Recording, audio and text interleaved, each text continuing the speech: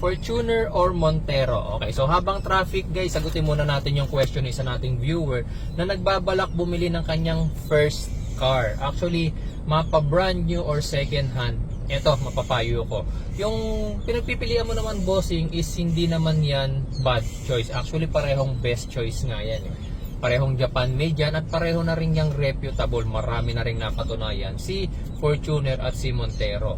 Pero syempre, kung ako ang tatanungin at magbibigay ng advice sa'yo, mapapayo ko is si Montero, Mitsubishi Montero. So bakit mas gusto ko si Montero kumpara kay Toyota Fortuner? Pagdating kasi sa tibay guys, pareho naman silang matibay.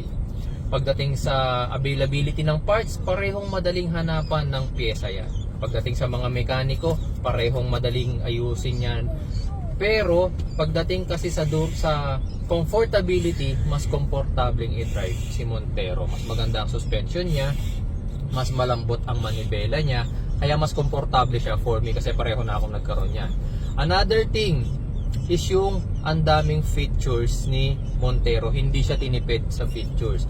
Kahit na i-compare ninyo yung lowest variant ni Montero na GLS at i-compare nyo yung lowest variant ni Fortuner na G, mas marami talagang features si GLS na very useful sa inyo.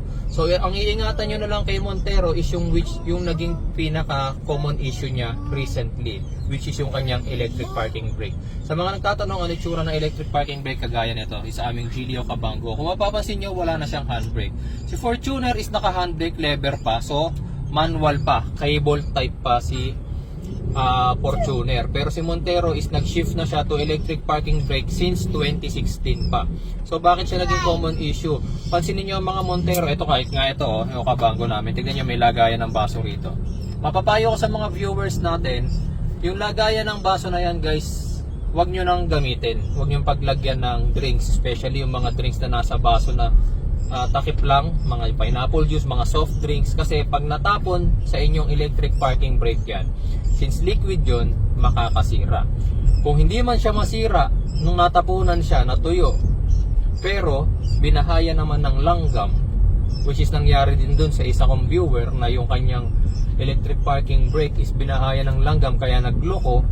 Okay, so problema yon. So mapapayo ko guys, meron namang ibang lagayan ng baso si Montero eh. Doon nyo na lang ilagay, wag na rito sa part na to. I-safe keep nyo na to, kahit lagayan nyo ng barya, lagayan nyo ng card or anything ng cellphone, wag lang baso. Kasi parang risky na siya masyado eh, okay? So para sa akin, Montero for balance. Balance na balance kasi yan. Durability and comfort and feature balance, okay?